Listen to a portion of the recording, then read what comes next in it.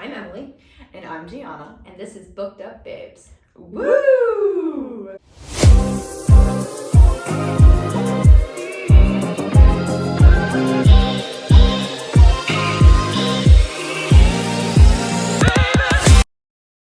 Okay. Hey everybody. Hi. We're back. We are. Back again.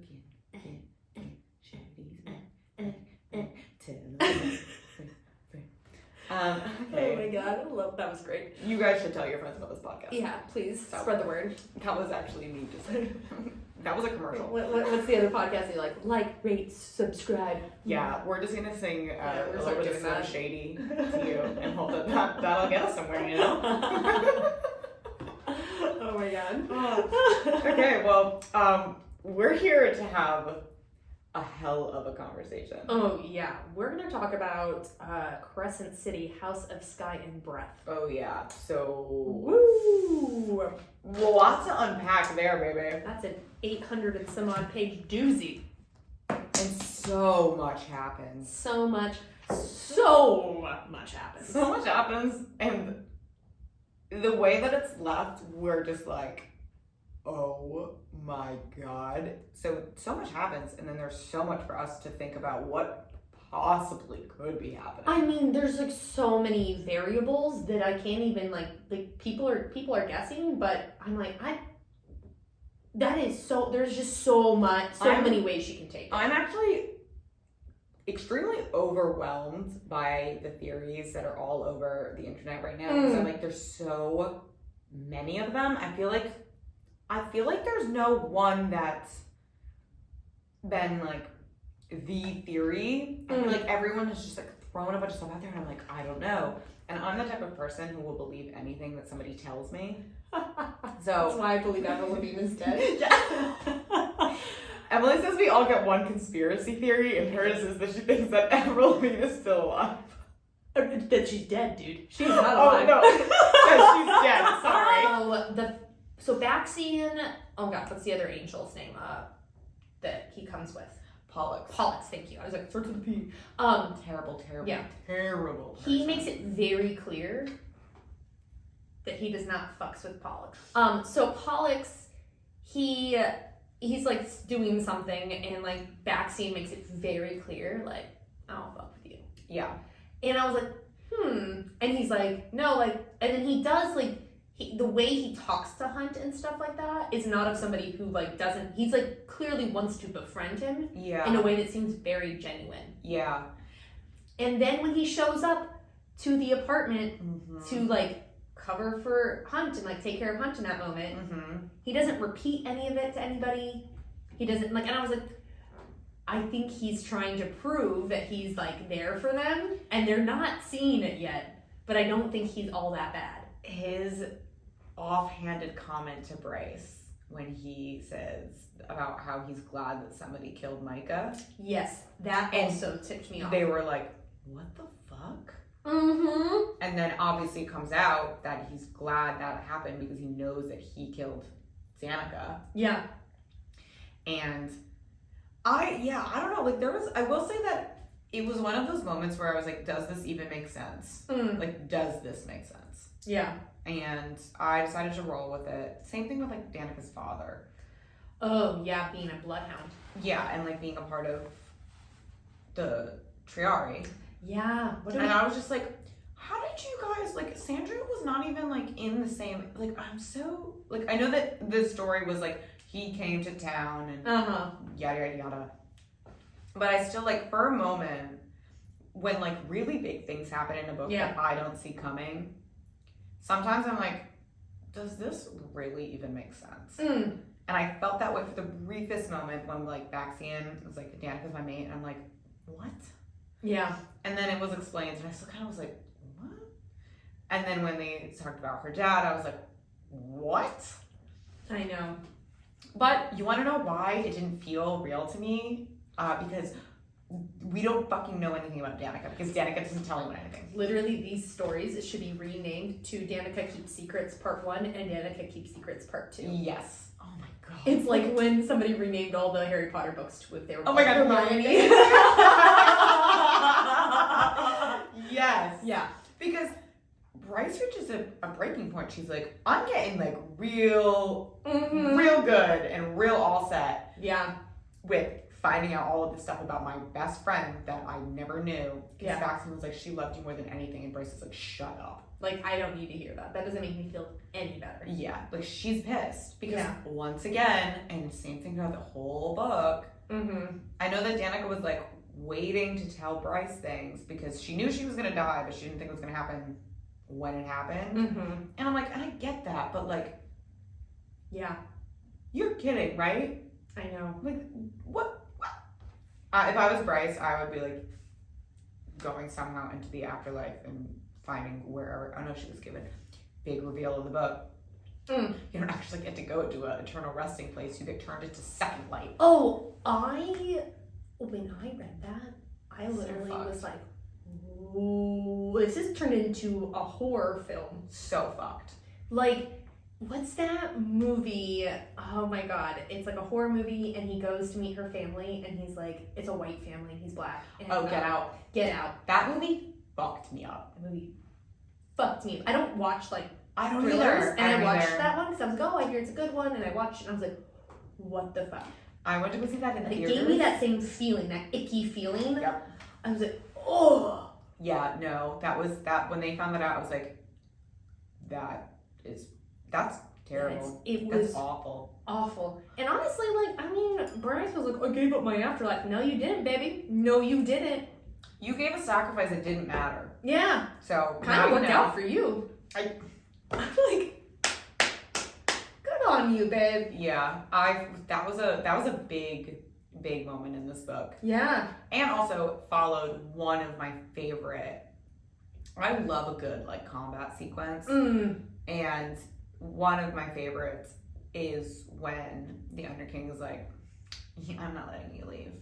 And then there's like all of the demons that they have to fight off, and Hunt and her are trying so like the way that they just like work together in those moments, them. Like the utter fluidity of like their partnership, it's amazing, and their teamwork and their understanding. Like it was like seamless. Well, and they discover beautiful. Yeah, and that was a fantastic scene. Oh, I love that scene. But they also discover how they can use their powers together, which is something which.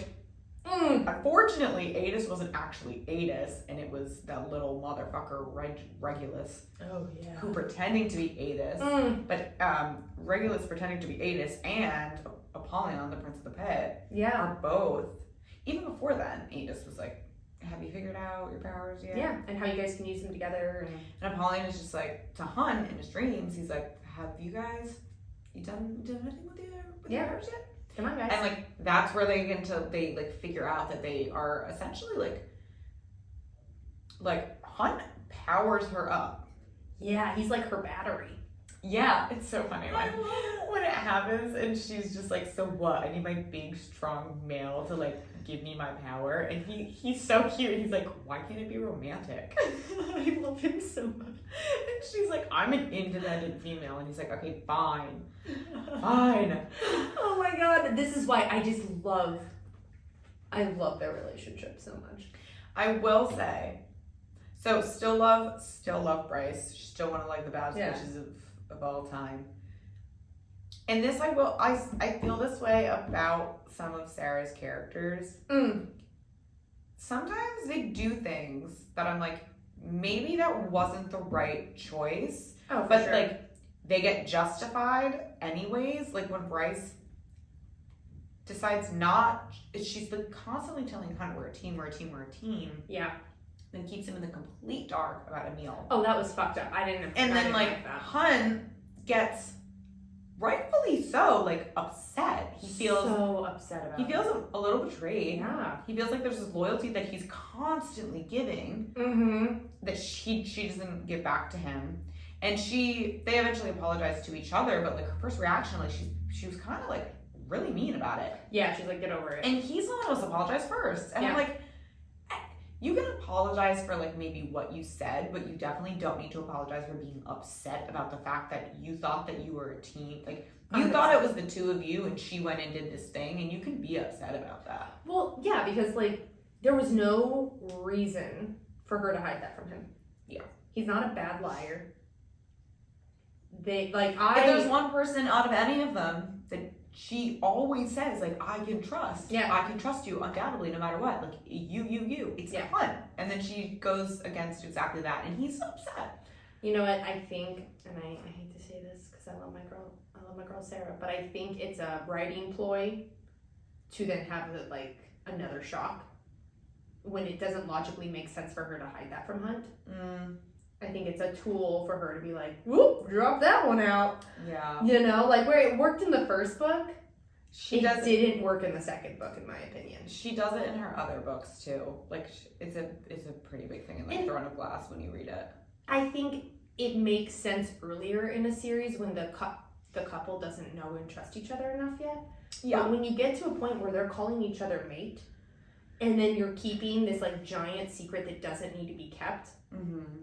She does do that, actually, now that I'm thinking about it. And I'm just like, yeah. If you're gonna, and this is after they became. Stop doing that, Sarah. We don't like it. It's after they became mates. Give them real problems. And I'm just like, number one. They have plenty of real problems. They don't need to have new ones.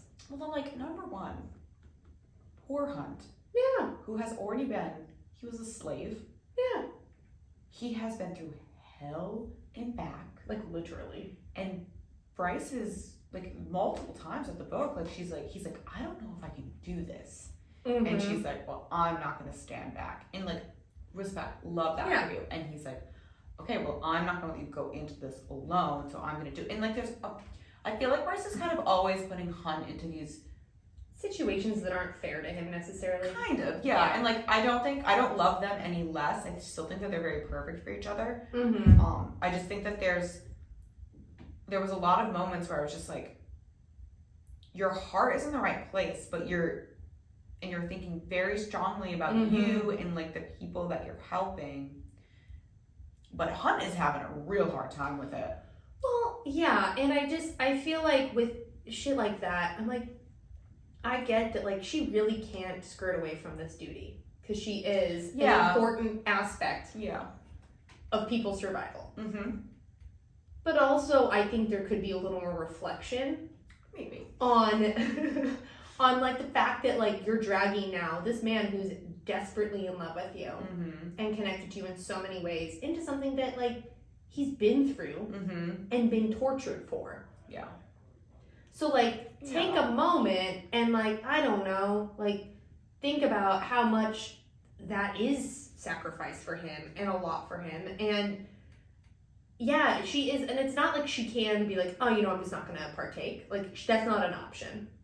No, because she is and like the that's a good fae. And not even just that, like she has a big, huge heart. And she's just like, I cannot allow people to continue to be hurt. Like I can't do it.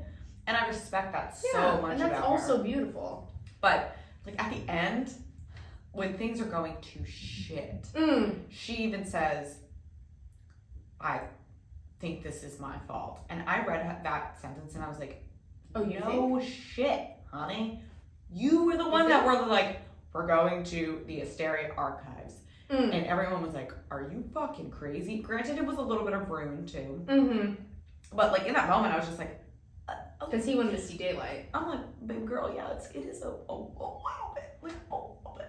I mean, it got expedited because, you know, Rune, his correspondent, his day, and their relationship, I mean, right before they leave, she gets ripped away from him, and he thinks that she's gotten caught, and she's just trying to warn him, but he doesn't know that, and he's like, I mean, I think in his mind, it wasn't explicitly.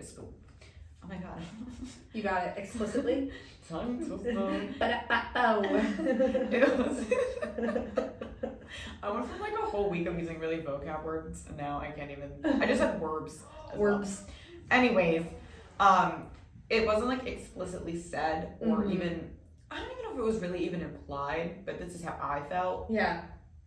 Like, after their last scene together, and both of them are like, it has never been like this with another person. I'm like, oh, so y'all are like in love. You guys have the deepest connection that either of you ever felt. Oh, and I don't want to throw around the word mates all the time again, because I think Crescent City is like really different. It's different. They're not. It's not in the same like way. super different.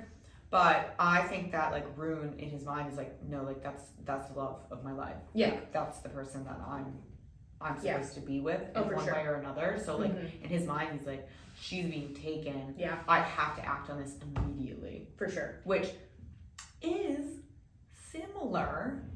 Yeah. To Bryce does similar shit. No, I mean I'm talking about when Hunt and the Oh. group are all escaping from the rebels after they blow up all the suits. Yeah. And Hunt is freaking the fuck out, and that's when Rune immediately is like, that's your mate. Yeah, this is more than just you guys love each other. other. You guys have said that you're mates just to say it. Yeah. But like, this shit's written in the stars. Like, I don't know if you more realize than that, but like what's happening right now, like the need to protect. He was like, this is not like, just you guys love each other. Like, this is like rooted, like very rooted. And I think that Rune might maybe think or feel like Lydia is like a part of that. Yeah. I mean, until he finds out that it's behind. And then he shuts down immediately. Which I was like, I get it, baby. But at the same time, I was like, you need to open your mind to her because she could help you get the fuck out. Like, why? When he shuts his mind off from her and she's trying to explain, I'm like, oh my God, let her fucking explain. There's nothing I hate more than when couples in a book find out something about the other person and they shut down, run away, and then they're like, 5 months later. I'm like, fuck that. That is so stupid, because if you really love somebody, you would sit there and talk it out with them. I hate that writing trope so much. And so when he's shutting her out, I was like, no! I hate that. I mean, it happens in so many fucking books. You really can't escape it these days. But like... Well, he was coming from he was acting purely on emotion. In that exact moment. Not on logic. Because, I mean, knowing who the Hind is, it's like, how do you reconcile this person that you know has done terrible acts with this other person that you're falling in love with, that you feel like who has said to you explicitly, like, you know me more than I've let anyone know me in years. So like, you know that it's a facade, yet she's still done the terrible things. So he's acting on pure emotion, but I'm like, honey, I feel for you. I get it. But like, let's use logic, a little bit of logic here. She is the only person who can get you out of the situation. I need you to open up your mind. I need you to let her talk to you. Please, for the love of God. Well, and it's one of those things where, like, I guess maybe, like, for me, I'm one of those people where if, like, you piss me off, and I'm gonna ask you why. Or I'm gonna ask you a bunch of questions. Which drives Greg absolutely crazy, because when we fight, I'm like, but like, why? And like, tell me this. And I want to know everything. And I'm not somebody who like goes, well, I will sometimes go for a drive if I get really mad at him. But then I come back and I'm like, right, now we're talking. Yeah. But the idea of like, you just find this out, you're having a really hard time reconciling it all, and you don't know how much time you have left with this person. It's not like you live with them, it's not like you're getting in a normal fight, like you just found all this crap and they're like, let me explain, and you're like, boop, nope. I don't understand it. I have no sympathy, right? Yeah, because empathy. I have nothing. I have nothing for it, actually. I'm just so not my personality. Yeah. I'm a need to know kind of person that like, if I put myself in his shoes, I'd be like, yeah, fucking explain. Go on. Speak to my brain. Yeah. Tell me everything. Then I'll shut you out and be mad for a day or two. But like, I mean, yeah, I think at the end of the book, like, Rune was just, like, straight up emotion. That's the whole reason why they expedited their plan. Yeah. Emotion. Yeah. Shutting her out, emotion. And I'm like, you guys are about to die. Yeah. Let her talk to you. Just let her talk, bro. I'm like, oh, man. I'm like, I love you, but I needed you to just be a little bit smarter in that moment. Yeah. But I have never, been, held prisoner by my enemies and almost killed and then brought to the people. Honestly, you're right. I haven't either. My life. Like President Biden's never done that to me. So no, it's true. It's very true. So I cannot speak From that perspective, knowing that I've literally never been in a situation where I have to think rationally when I'm in a rational state. I'm coming from a very judgmental spot right now. Yeah. You're right. It's easy to judge when you're on the outside. I guess for me, it's it's a frustrating trope for me when it's a couple who's like clearly very in love with each other. Like, because for me, I'm just somebody who's like, we're gonna fucking talk it out. I'm a very talk it out kind of gal. And I think it would drive me more crazy not to talk to the person and hear their reasoning. Because then I would sit there and build a bunch of shit. Because I'm a very highly anxious person who builds a lot of theories in their brain just by sitting around. Mm-hmm. Like, I'll talk to you and I'll come home, not you specifically, but I'll talk to somebody and I'll come home and be like, ooh, they probably took that offensively. Ooh, probably do really the same thing. Oh my god, they're sitting around thinking about how much they hate you. Oh, you didn't ask them about that. You talk too much about yourself. Like, I'll do that. So, like, the idea of not settling something like that with a person that I'm in love with or falling in love with would drive me more crazy than to just hear them talk to me. Yeah. But that's just who I am. I have the same anxiety aspect too, but like when Julie and I get in arguments, I'm the one that's like, I'm gonna step the fuck away and I'm gonna go somewhere else for 5 minutes and then we can talk. And he is the one that always wants to like keep going, really talk it out. And I'm like, I need 5. And he's like, that's great. Maybe we could not take 5. And I'm like, if I don't take 5, I'm gonna say things. There has to be a Julian and there has to be a Gianna. I'm like, I will probably say something I don't mean if I don't take a second to be like rational about it. Yeah. So like I get it. Yeah. No, and at the same time, you know, like I'm reading things, so it's frustrating because I'm just like, get it together, Mark. Yeah. Just let her into your mind. Like she could literally she could save your life right now if you just let her talk. Well, I think that's the other thing. It's like, this is more than that. It's just life or death. Like, just let her fucking talk to you. Like, I think that was the other thing. I was like, okay, put that aside for a second and just let her explain, because you might get some information that you might be able to use in the next couple minutes. Exactly. So I don't know. I got frustrated by that. But now they're in a very precarious position, and so now the story has somewhere to go. So I guess I understand why she did it. I was just very frustrated by it. I'm like terrified that we're just gonna have to like see her torture him, or see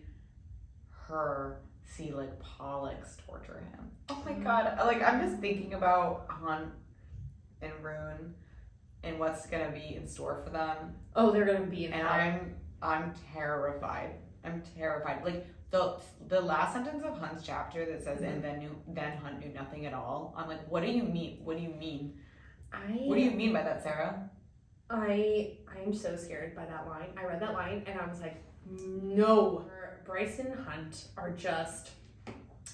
Ooh, how do I even put this? What I think I liked the most about their relationship is the fact that before it's even said that they're mates, they choose to be each other's mates. That is hands down.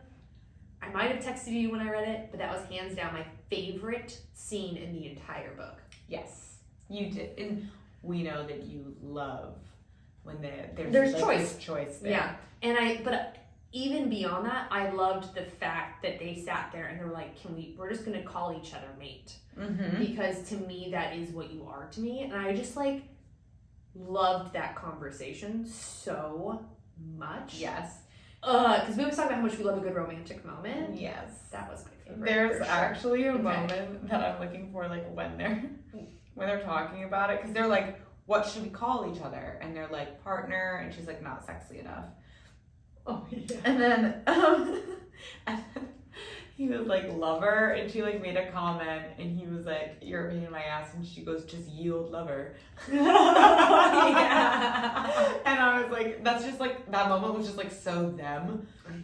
And then, you know, they decide, he says mate, because as an angel, that word is different. It's different than for the fae. For the fae, yeah, which she points out, and which we know from Sarah's other books, it's like, when a fae uses the word mate, it's like destiny. Yeah, so like you say that out loud in front of other fae, and like that's huge. It's forever.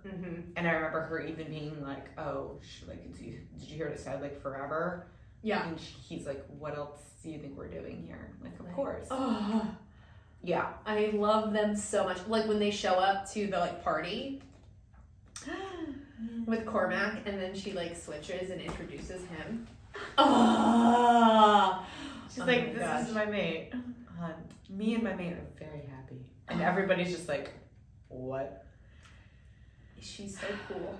I just love her. She just like she was never gonna be a character that let other people control her life. No. She made a big mistake. Mm-hmm.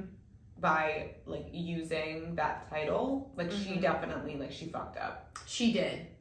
That was very not only just like her. for in her own life, but she also really fucked up with Juniper. Yeah. Oh, and I will say, good job, Sarah. You got that right. Because as a dancer, if somebody called in a favor to get me promoted, I would also want to murder my friend for doing that. Yeah.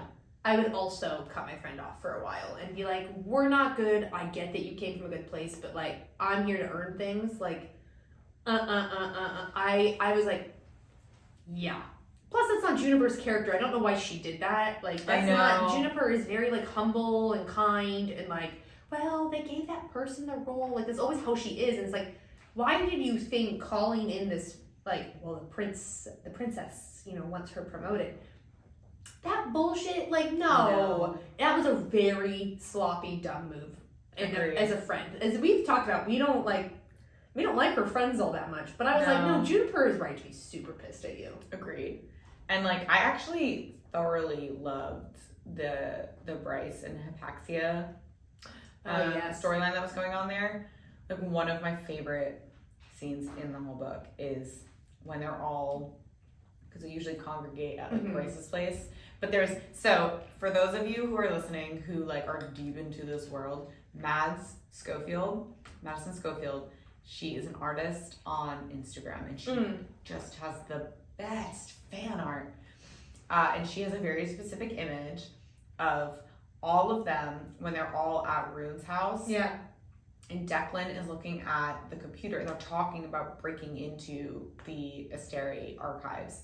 And they're all sitting on the couch together, and it's Bryce and Hunt and Rune and Declan and Flynn and Ethan and Therian, and I'm just like, it was like, because before that it was just like Bryce and all like, you know, her boys, which I do love. I love that a lot, because before it was like Bryce and her girls. Yes.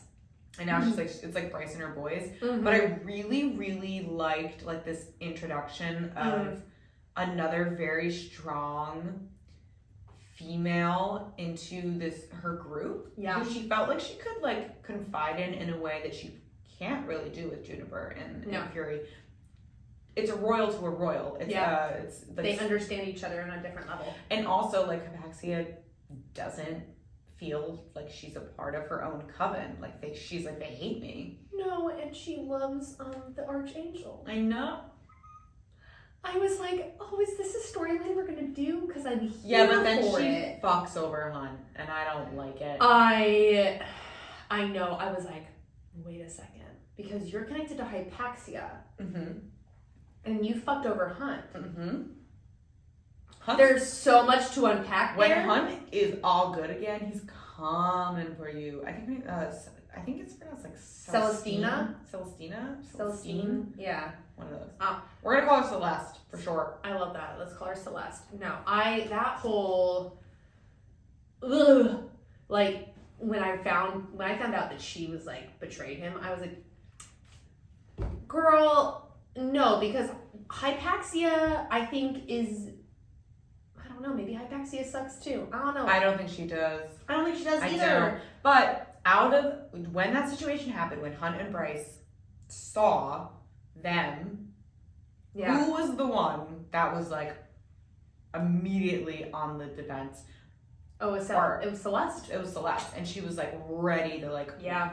So she does not trust Hunt. No. She is so scared.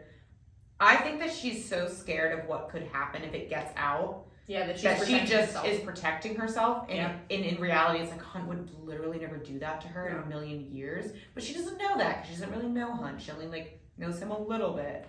And there was already that instance where Hunt left her high and dry.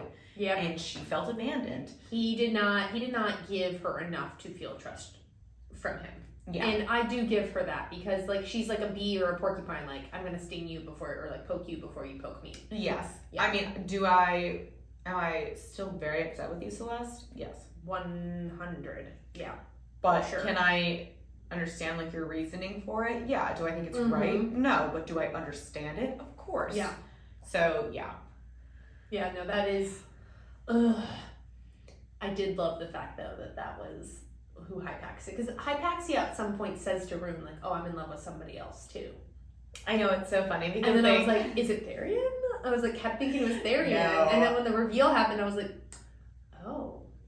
I just thought that, I honestly thought, like, when I first read this book, I was like, maybe she's just, like, saying it to, like, because she's not interested in marriage. Yeah. Maybe she's saying she's, like, in love with someone else because she's just not interested in, like, something with somebody. Knowing that they are probably going to get married, but she's just like, I really just like do not want that kind of relationship with somebody. Yeah. I'd rather have like a very supportive partnership type deal. But then that happened and I was like, oh. Sit. Okay. All right. Because they even like kind of say to her, I can't remember who, I think it might be Therian. Or maybe it was Bryce, but like they say to her at a certain point like that Rune is like a really good person to end up with, and like maybe she'll feel differently, and she's just like, I don't think so. She's like, I know he's a good male, but like I don't like ladies. I don't think I'm gonna find like a romantic love here. Which Rune doesn't want. No. He finds her beautiful, but at the end of the day, he's like, he does fall in love with her sister. I know. I know, which is hilarious to me. Hilarious. Oh my god. Oh, it's that whole like when I was like, oh shit, wait, they're sisters, and that whole storyline of like how they got different upbringings and stuff, and how Hypaxia was raised with necromancers, and like by dead people. I'm like, I cannot wait, because I here's a theory, I guess, but like in the third book, we have to go meet the people who raised her to get answers. Oh yeah. Right? Like that has to be something that happens. Because they're older. Yeah. They're older than they are. Yeah, like they were around before she even states it. Like, just like they were here before the Northern Rift, like, even opened. And I'm just like, what do you know? Oh no, and I don't. What is it that you know? I wonder if she maybe didn't know what questions to ask, and now she does. Well, especially now that she's hanging out with this group. Now she knows what to ask. Yeah. So I'm just like, I'm fingers crossed. I would be shocked if we don't get some answers from these dead people. Yeah. She'd have to go back home. Yeah. Because they can't leave, like, where she was raised. But maybe they, like, go, hey, you go back home, you figure some things out, you come back to, like, I don't know. Who knows how it's also so crazy because it's, like, where we left off, like, no one, like, Therian doesn't know what happened. All he knows is that Cormac is dead. No, like, literally, the squad has been broken up. Yeah, and then, like, Ethan gets a phone call as he's about to do the most heroic thing. But he gets a phone call from, I actually remember, like, reading that for the first time and being, like, when Flynn calls him and he's, like, because we all know Flynn, and Flynn, the man is always talking. He's always got something to say. He's always got swagger. Yep. And he, like, his voice is, like, shaky, and he's, like, things just went really, really bad. Yeah. And Ethan is just like, okay, like, I'm doing something. He's like, no, like, you actually, you need to come home, like, immediately.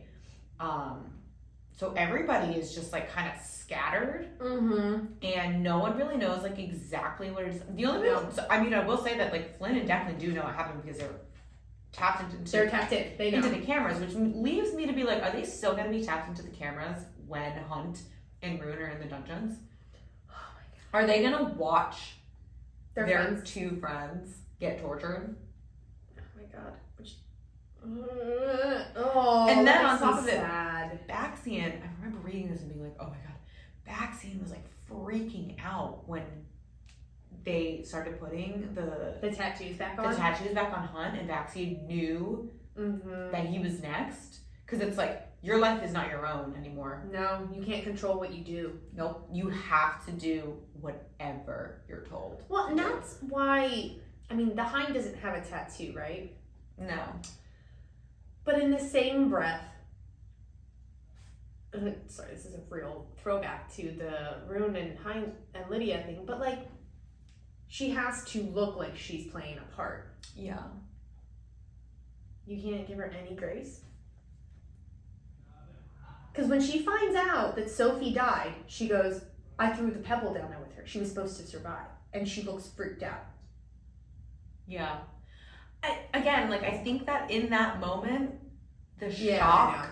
Yeah, I know. The shock of it all. No, I do, and I appreciate that. Yeah, I just. Because, I agree with you, because I'm like, give her, this just much. Give her, a little bit of leeway. A speckle of grace. Just let her explain. I don't know. Like, that. No, I agree with you. Like, when she explains how Sophie. She goes, she's supposed to be alive. I threw the rock down there. And you're like, oh, she's not a bad. Like, she's trying to do things to play a role. And yeah, there's some evil shit. But you know who also did evil shit to play a role? And Hunt. Exactly. And Bryce got over that pretty quickly. But I mean, guess not. devil's advocate here. Hunt never acted like he wanted to be doing that shit. No. The Hind acts like she's like, she's like, I'm gonna come off as this terrible person who enjoys torturing you people. And I understand it's an act, but Because she doesn't have a tattoo, so it has to come off as that she wants to do it. exactly. And I understand that it's an act, but in that moment, it's like, Oh, no, I know. can we really think that Rune is going through all of these rational thoughts in his head? No, he's emotional in the moment. Exactly. Yeah. No, but I was just like, she does, when she showed that emotional reaction to Sophie being dead, I was like, can someone give her a break? I don't know. I'm like a big fan of her because I think there's something to be said about somebody who's a double agent. Like, it takes a lot. Like, it's definitely why I liked Violet's mom in. I'm just kidding. I didn't like her that much, but I find double agents to be very interesting characters.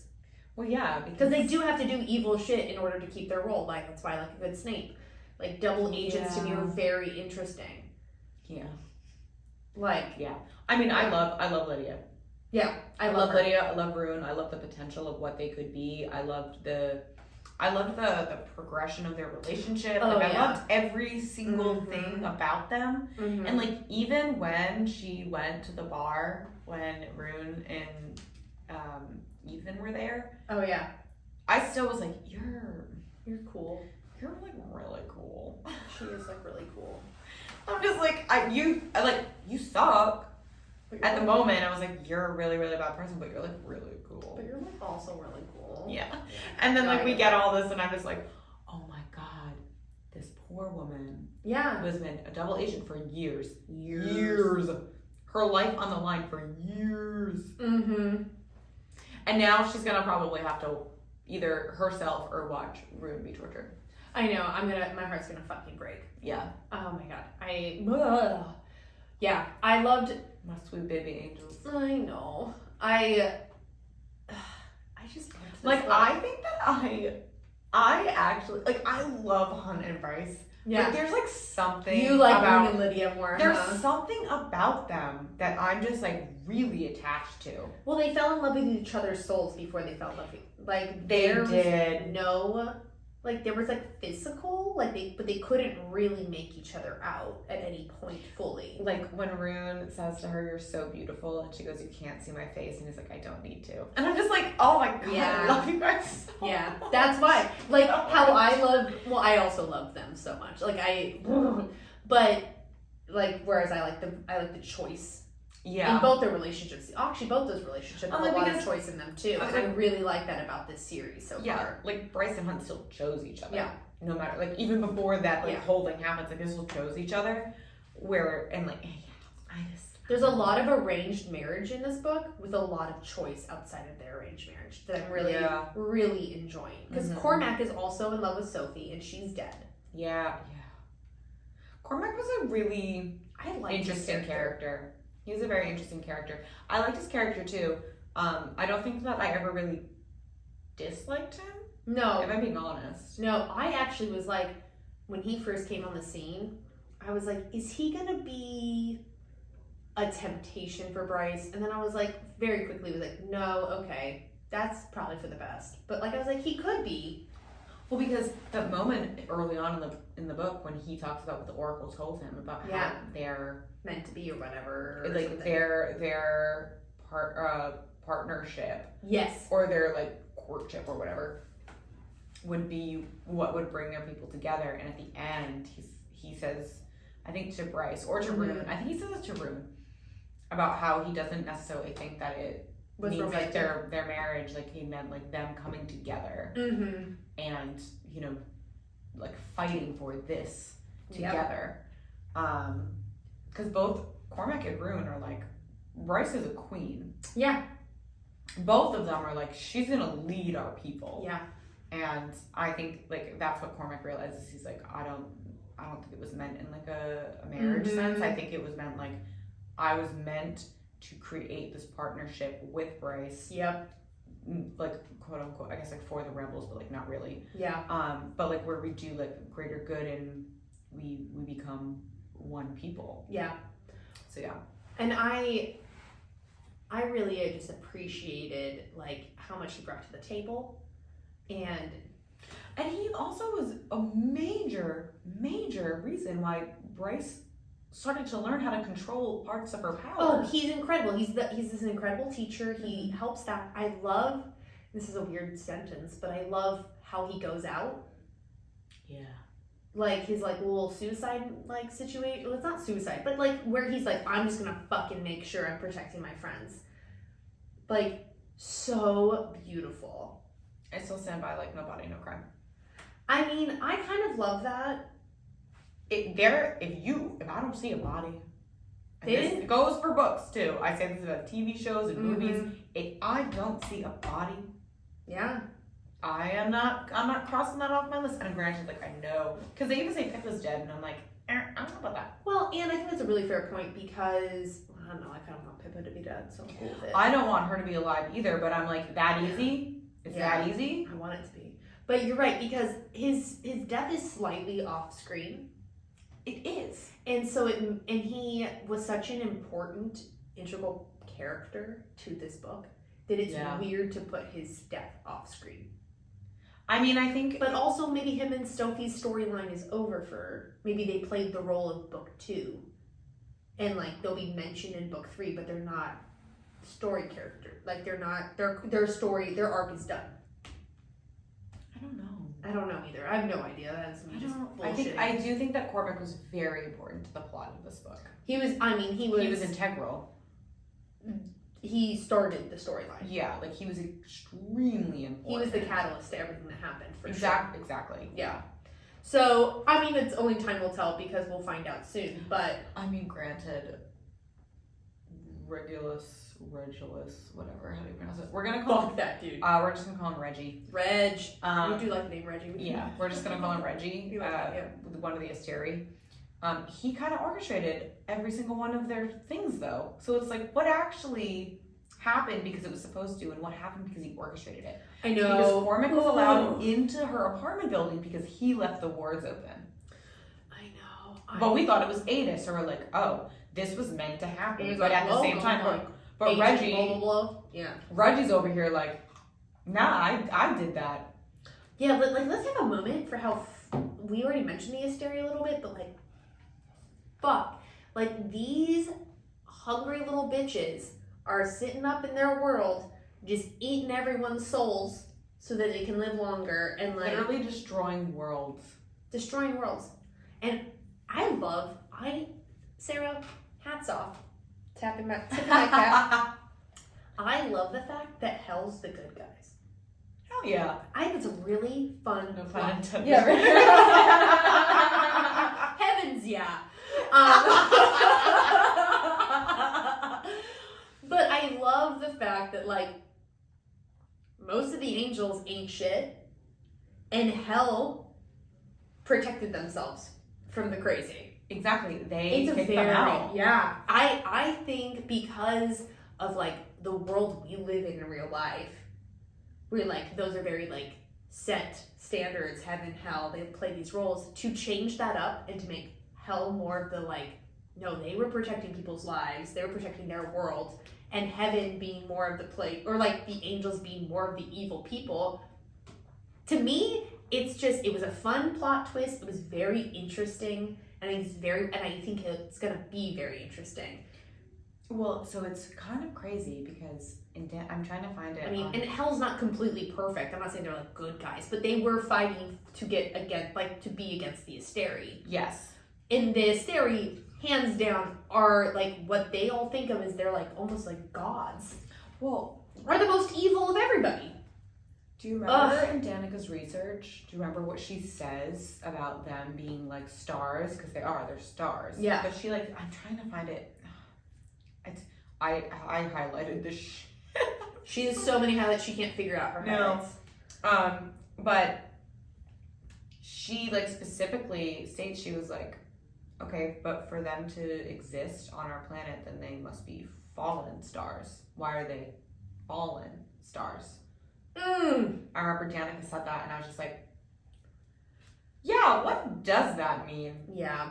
Because that's a great point. It is a great point. Yeah. For them to be an existing thing on a planet. Yeah, there's something wrong with them. Why are they, that would make them fallen stars. Yeah. So I remember that came out, and I was like, no. Funny because I remember Reggie even like brings up at one point about the Fae, how the Fae that are not the same as Bryce can shift into animal form and stuff like that. So like very different from her. Yeah. So obviously from a different world. Yeah. I think there's just like so much to unpack there. So for sure. much. Yeah. Yeah. I think the last thing that I really want to touch on is like, there's so much about Hunt that was alluded to in this book. Like there was a lot of moments where they were looking at statues or they were talking about gods, and there was like a lot of moments where it was like, that kind of looks like Hunt. Yeah. That's weird, that looks like Hunt. Yeah. And then there's like mentions of Hunt's father and like who he is and what he can achieve, and Hunt's like, what are you talking about? He's like, I don't know what you're talking. Yeah. I want to know what Apollyon knows about Hunt. I want to know who Hunt's father is. Yeah. I want to know where he comes from. I feel like he's going to be probably in this next book, or at least either next book or the book after that. Yeah. Extremely vital. Oh, I think who he is and like where he comes from is like a plot line that's going to play a gigantic role. Yeah, I think there's going to be like a lot that we uncover with him. Well, I think the reason why the Asteri have never killed him and why they've kept him as a slave on their side has played a very important role, and probably why they found ways to get him to be a slave again. Exactly, because they could have killed him. Yeah, but they're like, and they keep not killing him. Might as well use you. Because if he's on their side by force, they have something very powerful, and they understand what he is more than he does. Exactly. Yeah. I think there's There's a lot to unpack with Hunt that we don't know yet. I mean, it's gonna be crazy. It's gonna be insane. One last theory that I'm throwing out there: the whole like Bryce and Hunt aren't mates, and that she's supposed to be Azrael. I don't agree with that. I don't believe that. Sarah even said in her most like the latest like live stream that she did with Christina Lauren, she was like, she was asked if they're mates, and she was like, yes. Yeah. She was very confused by the question. And I choose to believe that she was actually confused by the question, because when she didn't want to answer something, she would just say, no comment. Yeah. I'm like, okay. But she was like, no, yeah, like they're mates. I don't believe in, I think Azrael's got enough ladies on his hands at the moment. I don't think he needs Bryce. No, just because he has the knife and she has the sword, I don't think that there's like enough there, but that's just me. But I wanted to make, that's a very popular theory, so I was like, I really want to make myself clear on that. Yeah. For sure. But yeah. Yeah, well, do we want to rate this book? I am gonna very easily give this a 5 out of 5. Honestly, like across the board, yeah. I think that this is a fantastic fantasy novel. I think it was a great second book in the series. Fast-paced, things were always going on, found family. The relationships were developing and were well developed. Yeah. Characters were getting developed. A fantastic book. Fantastic book. It's a fantastic book. It's romantic as shit. Yeah, very, very, very. And when it's hot, it's fucking hot. Exactly. This is definitely the book where I would say Bryce and Hunt get it on the most. And I don't think we're going to see them getting on at all in the next book. Oh, I don't know. So I don't think so. We got our bang to the bang to bang to bang bang on this one. You guys are getting like little concerts from us every time we have an episode. You're welcome. But and you want to know what was crazy? Me saying that's like a 5 out of 5. That's the first time I've ever looked at this book and thought 5 stars.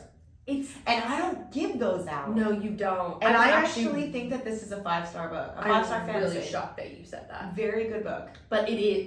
To me, it is too. Yeah. Like it's. Yeah, you can't. There's nothing wrong with it. I wouldn't change a thing. No, I really wouldn't change a single thing. It was very good. It's making me very excited for the 3rd book. We're excited. We're very excited. But yeah, I guess. I think that's it. That's it. All right. All right. Well.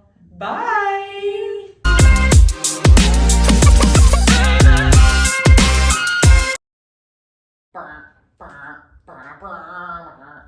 right, sweet.